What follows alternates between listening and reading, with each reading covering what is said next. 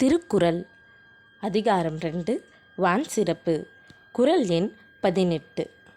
சிறப்புடு பூசனை செல்லாது வானம் வரக்கு மேல் வானோர்க்கு மீண்டு. சிறப்புடு பூசனை செல்லாது வானம் வரக்கு மேல் வானோர்க்கும் மீண்டு.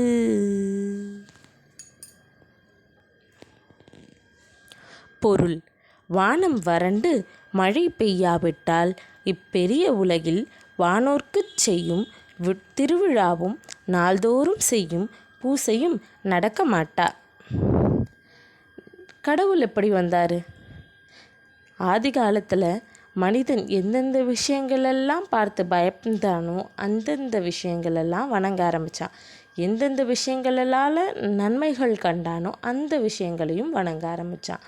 அப்படித்தான் மழை தரக்கூடிய கடவுளான இந்திரனையும் வணங்க ஆரம்பித்தான். நெருப்பை கண்டு அக்னி பகவானையும் வணங்க ஆரம்பித்தான். ஒருவேளை மழையே பெய்யலை அப்படின்னா இந்த பெரிய உலகத்தில் விளைச்சலே இருக்காது.